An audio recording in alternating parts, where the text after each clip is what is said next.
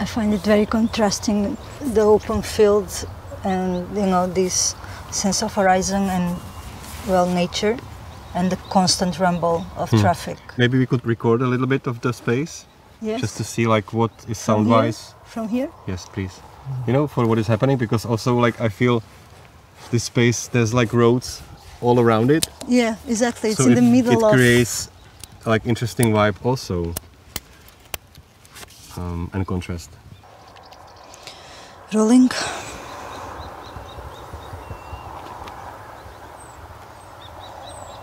Can sound inspire us to think differently? We'll take you to places you'd probably never go. Remote, unfamiliar, not very appealing places, yet ones that are exciting and reveal much about the future challenges posed to our society. Ones that are rich in sound.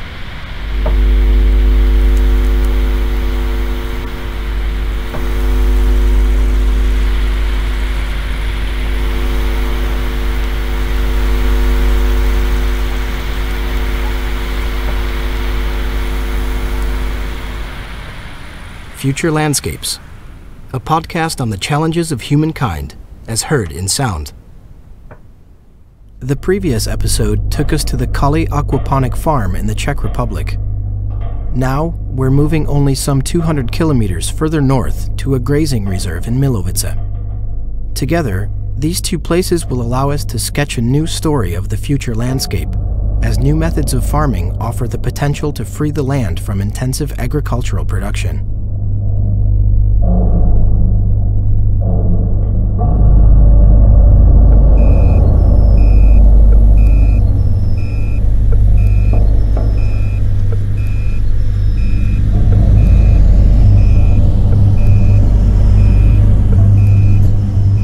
Artificial Nature or Natural Artificiality.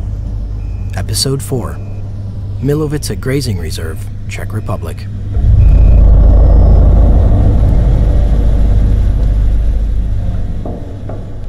The Milovice Reserve has a unique history and also unique inhabitants.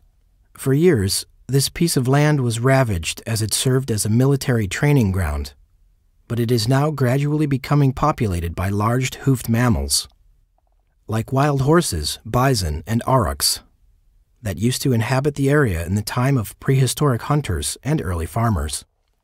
However, philosopher of technology Lukáš Likavčan, musicians Václav Havelka and Pan Thorarensen, and field recordist Sara Pinheiro are not here just to admire the magnificence of the animals. What they hope to hear is what a landscape might sound like in the very distant future. Because although the reserve covers only a small area, it might foreshadow what our landscape will look like in the future if it were no longer used for intensive agriculture and was left alone for natural processes to take over. Experiments like this, which show possible ways forward, can open up our imagination on how to reproduce human and non-human worlds in a sustainable manner.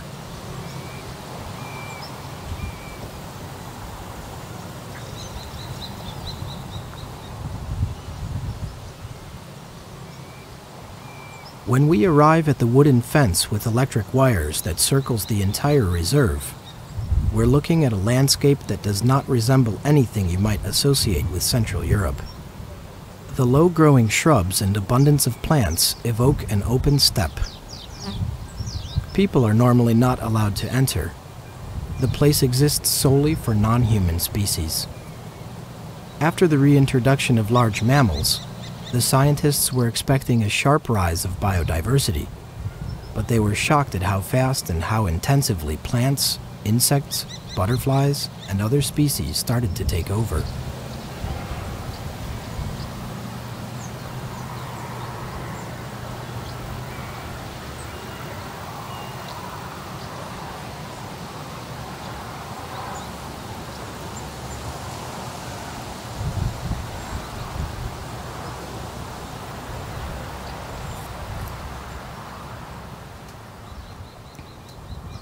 It's incredible. Everywhere we go, there is the potential to be natural and quiet, and then there's always a road.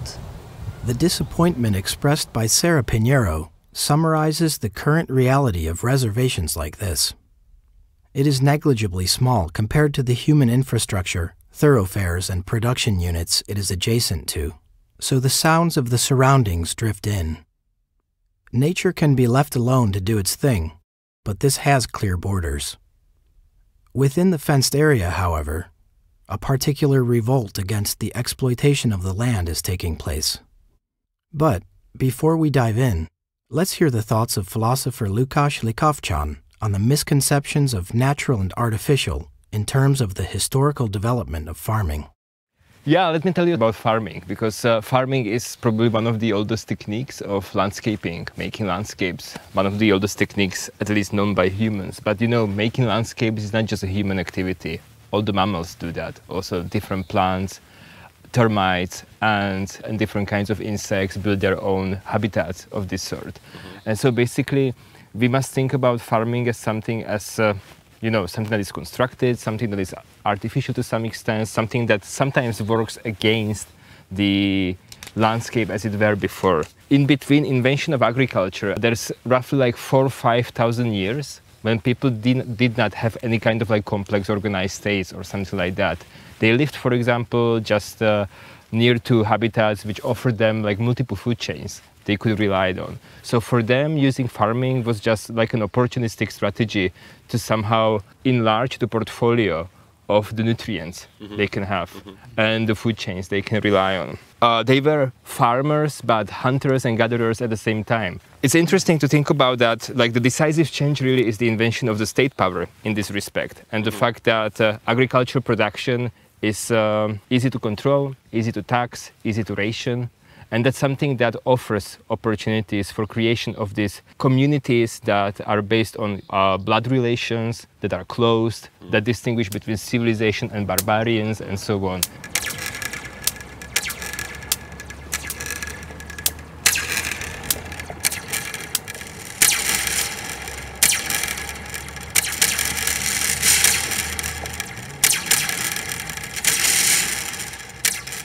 Think about any kind of myth that has at its beginning this story about the god that brings the first seed and teaches people how to plow and do all this stuff necessary to grow plants. To me, it's like a massive psychological operation that happens that basically forces people to suddenly live in close communities, to invest their labor into an extremely energy expensive process of farming as it were back then.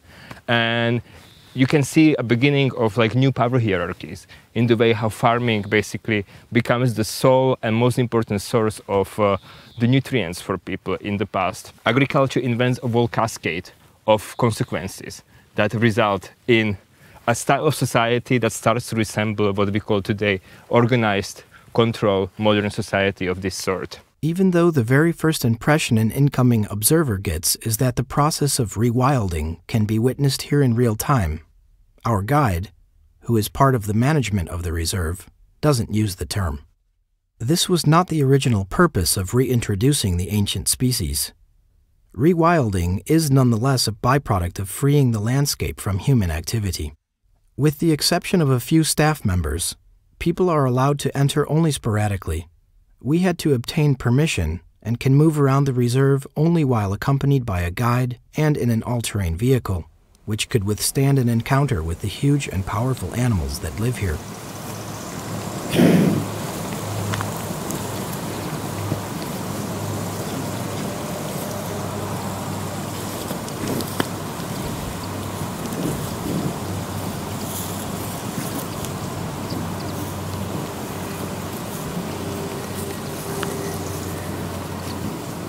So the very first thing I was thinking about when we were told that we are entering this kind of site was the notion of human exclusion zones, which is an idea that I guess will be quite important in the coming decades. Those are places where for some reason people are not either allowed or at least not welcome, but it doesn't exclude some kind of relationship to that kind of zone. You can imagine these zones as being mostly zones of industrial production in the future, like automated factories or container terminals. And what we see here is a very different variation on this same idea of an exclusion zone not because of humans complicating the flow of production, but humans complicating a different kind of process. And that's the process of rewilding of nature. This process of rewilding is something that is quite popular at the moment, which is an idea about leaving half of the earth only for spontaneous human processes and the second half for human economic production and inhabitation. This question comes again, like, is it natural, is it artificial, is this a process which is controlled or spontaneous? But what is important for me is that when we talk about, for example, control, we can distinguish different connotations of this word control.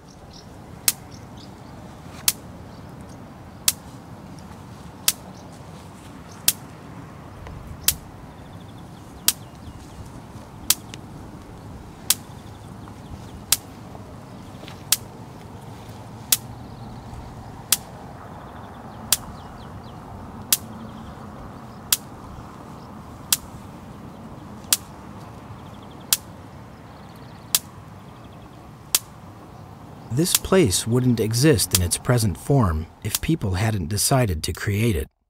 From this perspective, it was artificially established. But a laboratory reservation of this sort can stand at the beginning of a turn towards a new approach to the human control of nature. A minimalistic one that is very different from what dominated the development of the Czech countryside for decades. This doesn't exactly mean going back to the roots, but it can be a completely new kind of relationship between man and the landscape, where the main purpose of the latter will be to become a home to nature. Something that we can, for example, find also in some disciplines that originate in 20th century, like cybernetics. The Greek root of that word, kybernetes, it means to steer, steermanship. And steering means to be a custodian, to be something like a curator of the landscape, rather than a controller, master, in this kind of like oppressive sense of the world. And that also means that we can imagine different relationship to the planet and the non-humans than the one which is primarily based on production and extraction. It can be a kind of relation which is really curatorial in its nature and leads us to a different kind of economics in the end. Economics which is not just about focusing on production, but on reproduction. And this is where we see a specific kind of reproductive process happening. So in the end, we can build a whole economy around that. An economy that doesn't trivialize biodiversity, but cherishes biodiversity as the basis for resilience of not just ecosystems, but also for resilience of societies. The most remarkable animal to be seen in Milovice is the auroch. This animal used to inhabit Europe for thousands of years and was extinct for hundreds, as the last one was killed in Poland in 1627. Teams of scientists repeatedly attempted to genetically re-establish this species since 2008, and just roughly 7 years ago they succeeded. And an auroch was born again in the Netherlands. Here, in Milovice, 6 aurochs were reintroduced. They share about 85% of their DNA with the indigenous breed. But it's impossible to say how faithful their sound is to their predecessors.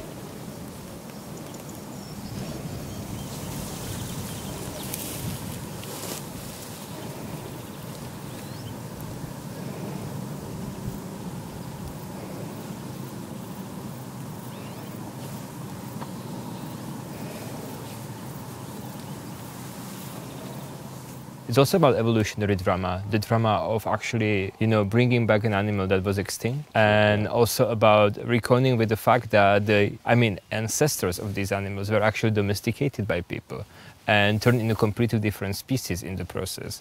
And so that's also about seeing the way how creating this kind of subordinate relationship or subordinating an animal to a certain kind of like early, economy of the farm, of the domus, of the first sedentary civilizations, like how that also in the end domesticated us and showed us a certain template for how we treat each other in a way, as subordinates or unsubordinate to each other. So this place also embodies some idea of equality or a possible equality, which is based on actually learning from the non-humans again in a different way that we learned in the past. You can imagine the unprecedented growth of biodiversity as the flourishing of many species of plants, insects, and butterflies. For example, the butterfly population has increased by 170% in 5 years, and the number of gentian seedlings grew by more than 5,000%. This process can be related to the ancient mammals who dominate the area, as their eating habits are very different from domesticated animals. To put it simply, the new inhabitants are not picky and eat almost anything, and therefore they don't endanger any particular plant species. To me, it was a nice exercise in getting under the skin of a different creature than me, to that extent to which the moment as I was getting into this kind of mind flow, when you actually understand that your mind just drifts and you suddenly realize that you pay so much attention to every single movement of the animal, to every single sound, because you try to guess like, okay, what are they up to next? That moment is like you're getting really out of your mind and you're experiencing a bit of what it is like to be perhaps a bison.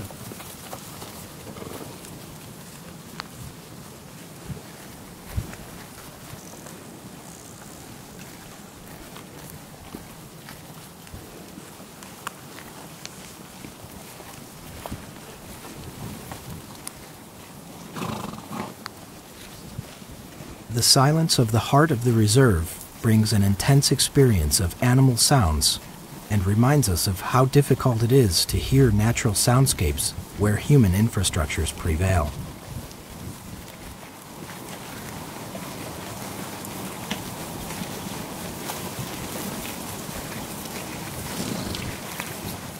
Imaginary natural balance is actually something that needs a lot of effort to reach the balance lost in this way, or not lost, but the balance lost will be never restored, but we can find a new one through the artificial interventions.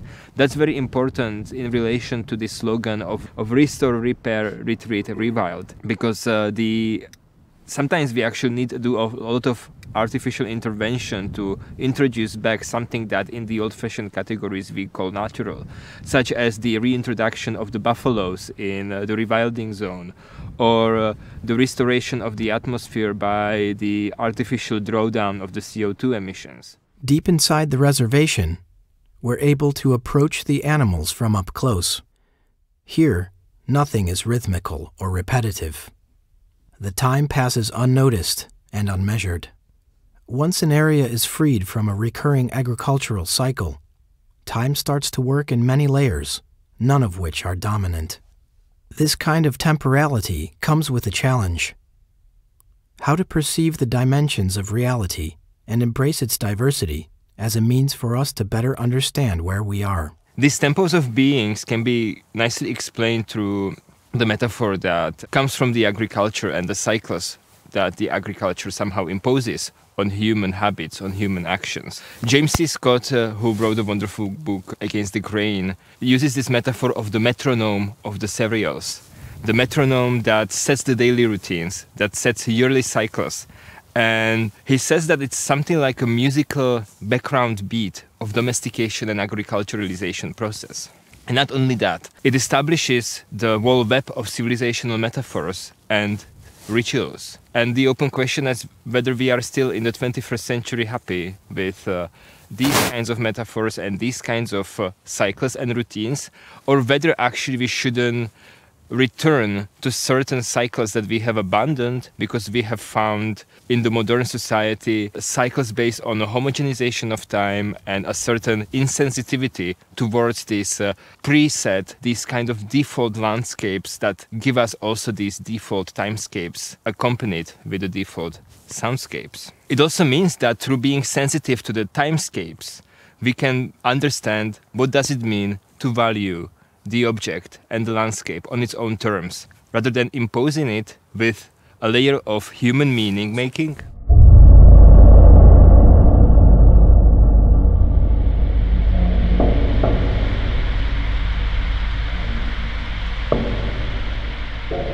You've just heard the 4th episode of Future Landscapes, a podcast on the challenges of humankind based on a sonic expedition into the ambivalent technologies and ecosystems of the Czech Republic and Iceland.